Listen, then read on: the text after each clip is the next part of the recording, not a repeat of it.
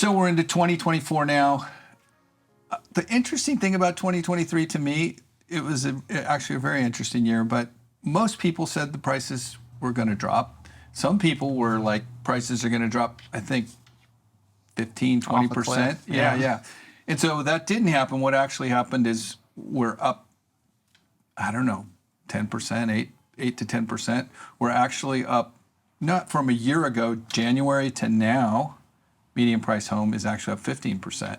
So it all depends on when you grab these numbers, how far you're up and stuff. But one thing I will say that's interesting to start the year, because we came into the year with some momentum after rates dipped, they hit 8 and then dipped. The interesting thing is we saw some really good momentum coming into the year, and prices are up 3.9% in just 1 month. Median price, 1 month over the next month. That's a pretty big jump. Mm-hmm. So having said that, what do you think's coming, Chris? If you're a home seller, if you're going to be selling your house this year, what are you looking for? All right, so home sellers, I'm just going to take 3 examples that we recently had, because they're in 3 different price points, 3 different areas, give you a good spectrum of kind of what to expect. 2 of them are still in that starter price point for those neighborhoods, and that's a different story than our third one. So first one was a home that you had up in Carlsbad, and it's that, right now it's entry-level home for $1.2 million. Detached home, condos, a little bit different, but still in Carlsbad, that's what you're looking at right now. In that situation, you got multiple offers, you got bid up above list price, you had a ton of showings, it went that first weekend pretty much, right? Yeah. And so that's what we've seen over the past years. Now it wasn't, it was kind of on that frenzied, that we had a few years ago, but not quite. We're not quite there yet. The second one was, once again, entry level, still $2.3 million, but out in Livenhain. Now that price point out there, that's like starter. That's like as cheap as you're going to get out there, as affordable as you're going to get out there. Because you get some land, get about an acre, and and it's a unique property too. Farm property, goats, chickens, big play area. How many was it? at 1 acre? 0.82. 0.82, just shy of 1 acre. Yeah. So super cool setup too. Yeah. I mean, it was really done. And it's one of those properties that don't come up all the time. So very unique. 27 showings. We had a multiple offer situation. It did get bid up a little bit above the list price. First weekend, once again. I mean, there was some negotiation time, but for the most part, it was that first weekend. Yep. Third property is going to be right where we're sitting right now in Cardiff, and it is just shy of $4 million. One of the better priced homes in Cardiff, but typically in this price point, you're going to have a little bit longer market time. Yep. Right now, about 30 days. We did have it in escrow at one point at about 17 days or so. Yep. That one did not work out, so it's back on the market. But typically, like I said, Cardiff a little slower. As you get to those elevated price points, just the buyer pool drops a little bit less. And also, once you get to those higher price points, what we've been seeing recently is that's cash offers, even at that 2.3 cash offer. Whereas, all cash offers. Yeah, all cash offers. And so it just depends on what bracket you're in. I know the interest rates are elevated, but buyers are still finding a way to make it work in all these situations. There's typically, or there has been this year, over 40% of the luxury type homes that are selling are cash. Mm-hmm. So that's kind of a normal thing. The Cardiff by the Sea market this year was in the top 100 zip codes, by the way. Yep. I think it was number 80, something like that. Yeah. Del Mar was above Beat out it. La Jolla. La Jolla was like 99. Yeah. Cardiff came in, Yeah. right So below that. when I grew up here, that was not Cardiff. Cardiff is a little funkier. It's become, so, but because it's super cool, you got restaurants you can walk to, the market, the beach, everything's, but, so that's kind of a wide variety. I mean, and so what do you think going into, as we go into spring and summer? I think it's going to continue. Obviously, like we always preach, when you're getting your house ready, preparation, key. Pricing, key. Promotion, key. All 3 factors, still super important. But you're going to have more buyers still in those, in those entry-level price points, no matter what city you're in. If you're in San Marcos and the entry level is like 900 to $1 million, not in San Alejo, but like, the northern part of San Marcos, you're probably still going to get a bunch of competition. Vista, or Vista, or any of these, where you're not the coastal cities, even the coastal cities. So there's actually a property that we had a client reach out about over in, I'm going to call it entry level area of Encinitas, Village Park area. And it's priced, it's going to need some work. It's priced accordingly, but I still think it's, even right now, it's almost a $900,000 townhome in Village Park, like 1,200 square feet or so. Yeah. And I think there's going to be competition on that. First off, because there's nothing on the market in there. You're looking around. 900, yeah. There's one. It's the same floor plan. It's listed just shy of $1 million. So if you're comparing, like, okay, I get into this one for $100,000 less, maybe put some, some sweat equity in there. Yeah, you can do a lot. That's the reason it's going to get pushed closer to that other one, I think. So I think we're just going to see more of that in the entry level, and then the higher end market. It's still going to move. San Diego market times are relatively fast compared to a lot of other areas.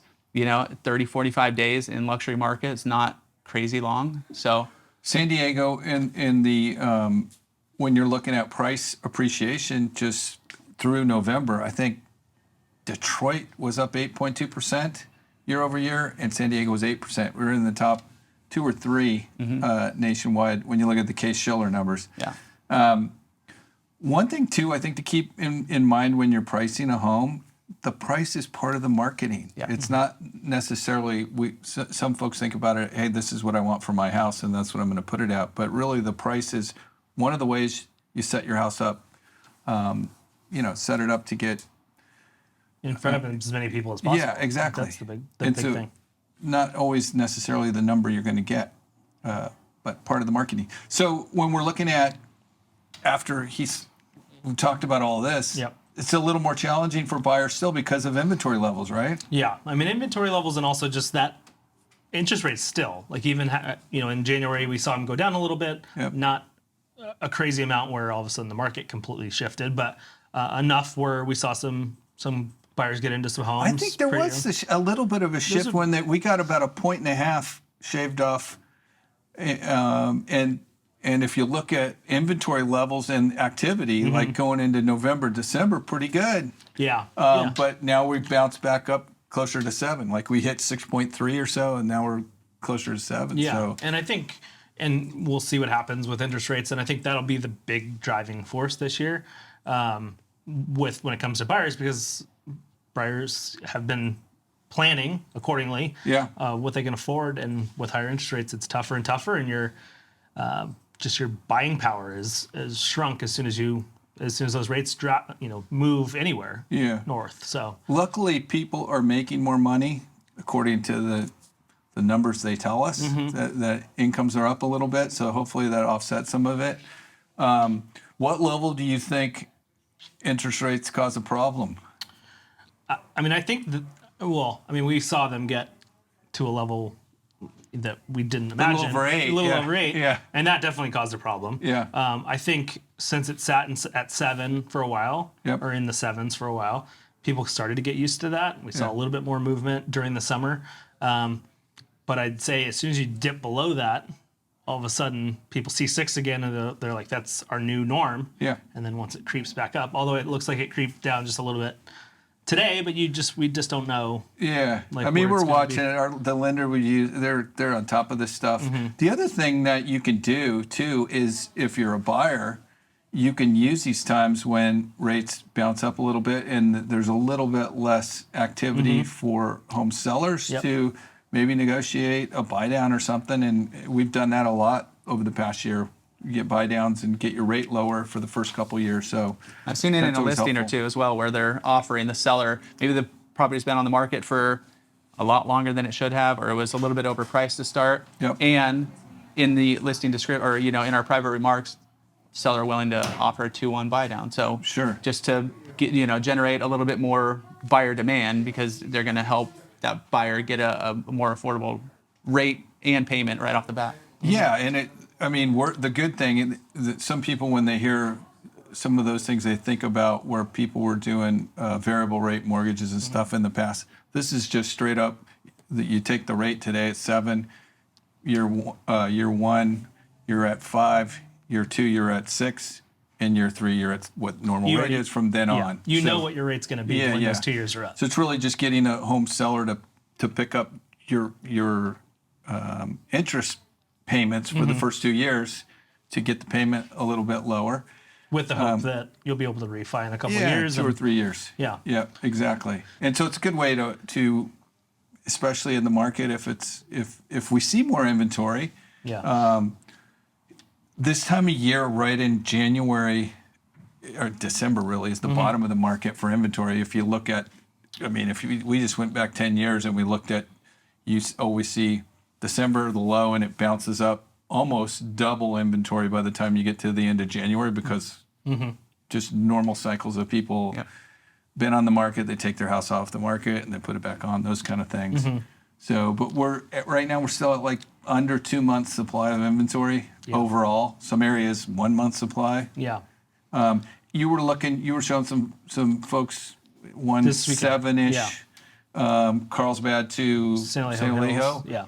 And so how many houses do you have in a situation like that? Between 2 days, we're going to go look at 9 houses, which is I haven't done since 2019, I think. Yeah, something like that. pre-COVID. Pre-COVID, for sure. A lot of homes. Yeah. There just hasn't been, but it's also folks that don't know the area that well, so they're trying to get an idea of where they want to Where are land. these guys coming from? Bay Area. Yep. So, they're trying to get a good idea of what all these neighborhoods have to offer. Yep. But to have that much inventory to show is kind of wild. I mean, Yeah. like literally, it's for the last 2 years. It's been okay. This house came on the market. Let's go see it this weekend. And then 2 or 3 weeks go by. Yep. Let's go see this one.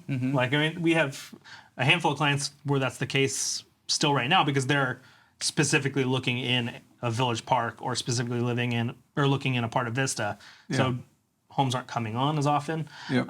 But having a little bit more flexibility in where you land definitely gives you way more opportunity to get to choose a house rather than having to jump on the only one on the market. So. Yeah. Well, and it's interesting, I'm sure it's like this around the country, but even the neighborhoods go through cycles where San Alejo was like on fire last year and then it kind of peaked out because prices get pushed up.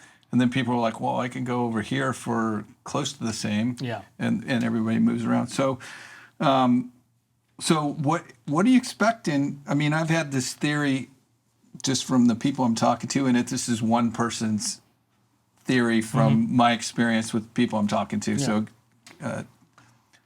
take it for that. And I work with a lot older. My clients tend to trend older than your guys' clients, but there's a lot of those folks that have been thinking about selling at even around COVID and kind of held off and then prices are up 40% since COVID or so. So there was no real push to move, but I think I still feel like there's a pent up seller demand that we might see more of that where life effects come into play rather than just your straight up mortgage rate that you have. Yeah, we've been talking about that too, like the last couple months, where the folks that have been holding off but need an extra bedroom or need an extra 2,000 square feet, whatever, or downsize or the other way. Either way, need a single story. At some point, you make a move not just based on financials, but on need. Right. Because you have to make a move, or it would make your family or yourself more comfortable to move. Yeah. So I think I agree with you. I think that pent up seller demand is there, and we're starting to see it. Like we're starting to see. So maybe we'll see more of that going into the. Well, even my own situation, my whole plan was I didn't want to move. You're pent up, right? Yeah. I'm pent up. I was planning to move this year. Okay, we were planning. We set aside our home. Okay, here's how we're going to fix up the house. Here's what we're going to do. Here's our budget. Here's all this kind of stuff. Here's our timeline. Let's get it on the market. It's supposed to be like in the next few months. We had my wife's changing up her job and stuff, so we decided to hold off for now. But that's the last few years I have not wanted to move because of the frenzied and just so many buyers out there, and not necessarily the limited inventory and this kind of stuff, but we were just kind of not timing the market. But this was pent up for the last few years. It's time to move. Our kids are getting a little older. We need a little bit more space. Yep. Now it's time. Well, now it's pushed off a bit, but not because of the market. It's because of life situations. So yes, my own situation, yes, I was a pent-up seller. At some point, what's going to happen, Chris. What's that? Your wife's just going to say, "I've found a house. We're leaving," and so you're going to have to sell your house. I'm in. I mean, that's generally what happens. Yeah. But even that most recent video, just as far as like the data goes, we were looking at kind of the inventory, the new listings coming on the market this year compared to last year. We're 18% up in San Diego County. Yeah. I mean, that's a big number. Coming off way down here, but still, it's 18% more than is a lot. The crazy thing with our numbers, and I was looking at like how many homes sell over the past number of years, and you'll see years of 40,000, and then we got down to like 24,000 or so this past year in the whole county, and you're like almost 50% down, but so some of the like John Burns Consulting's big real estate, they do reports, these super 50-page reports every month, and their inventory levels that they predict are ticking up. Yeah. A lot of the price things I look at, though, predictions of prices, were really looking at it being flat to down this year. Coming into this year, they're already changing. Like Goldman Sachs has doubled they were 2% maybe this year, and now they're at 5%. And so it'll be interesting to see how things play out.